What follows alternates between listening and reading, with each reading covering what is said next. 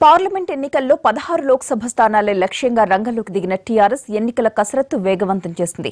ఇప్పటికే కరీంనగర్, వరంగల్, భువనగిరి లోక్సభ నియోజకవర్గాల పరిధిలో సన్నాహక సమావేశాలు నిర్వహించిన గులాబీ పార్టీ ఇవాళ మెదక్, మల్కాజ్గిరిలో భేటీలు నిర్వహించబోతోంది.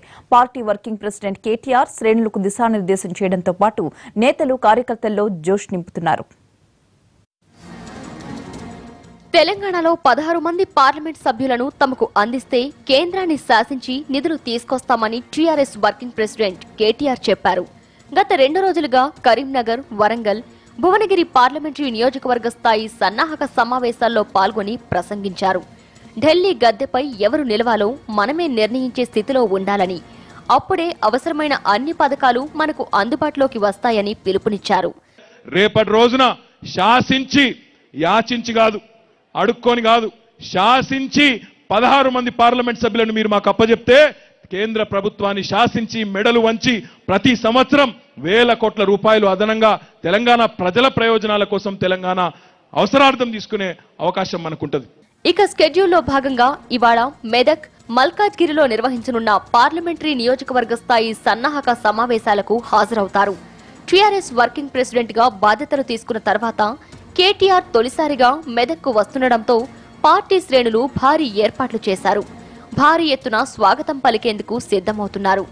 ఇటీవలి అసెంబ్లీ ఎన్నికల్లో ఉమ్మడి మెదక్ జిల్లాలో సంగారెడ్డి మినహా మిగిలిన అన్ని చోట్ల టీఆర్ఎస్ పార్టీ భారీ మెజార్టీతో విజయం సాధించింది. దీంతో మెదక్ పార్లమెంటు ఎన్నిక కూడా ఏకపక్షంగానే జరిగే అవకాశం ఉందని పార్టీ వర్గాలు ధీమా వ్యక్తం చేస్తున్నాయి.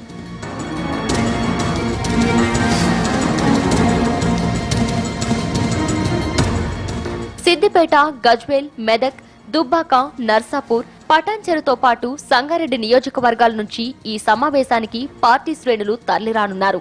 అనంతరం కేటీఆర్ మల్కాజ్గిరికి బయలుదేరి వెళ్తారు. కార్యకర్తల్లో నూతన ఉత్సాహం నింపడంతో పాటు రానున్న పార్లమెంట్ ఎన్నికల్లో భారీ మెజార్టీని దక్కించుకునేందుకు ఈ సమావేశాల్లో కేటీఆర్ దిశానిర్దేశం చేయనున్నారు. సన్నాహక సదస్సులతో ఎన్నికల సమర శంఖాన్ని పూరించిన టీఆర్ఎస్ లోక్సభ అభ్యర్థుల్ని ఎప్పుడు ప్రకటిస్తుంది? ఇప్పటికే అభ్యర్థుల ఎంపికపై మొదలైన కసరత్తు తుది దశకు చేరుకుందా? ఈ నెల 17 తరువాత అభ్యర్థుల్ని ప్రకటించే అవకాశం ఉందా? తెలంగాణలో లోక్సభ ఎన్నికలకు కసరత్తు మొదలుపెట్టింది అధికార టీఆర్ఎస్ పార్టీ. 16 సీట్లు గెలవాలన్న లక్ష్యంతో పార్లమెంట్ నియోజకవర్గాల్లో సన్నాహక సమావేశాలు నిర్వహిస్తోంది.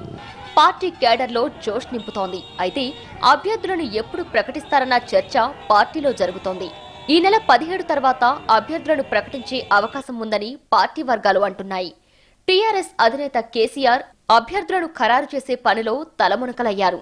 సిట్టింగ్ ఎంపీలున్న నియోజకవర్గాల్లో టీఆర్ఎస్ పరిస్థితులు, ఇతర పార్టీల ప్రభావంపై సర్వేలు చేయించి నివేదికలు తెప్పించుకుంటున్నారు. వాటిని విశ్లేషిస్తూ గెలుపు అవకాశాలను లెక్కలేసుకుంటూ అభ్యర్థులను ఖరారు చేసే పనిలో ఉన్నారు. రాష్ట్రంలోని 17 పార్లమెంటు స్థానాల్లో హైదరాబాద్ మినహా 16 స్థానాల్లో ఘన విజయం సాధించాలని టీఆర్ఎస్ లక్ష్యంగా పెట్టుకుంది.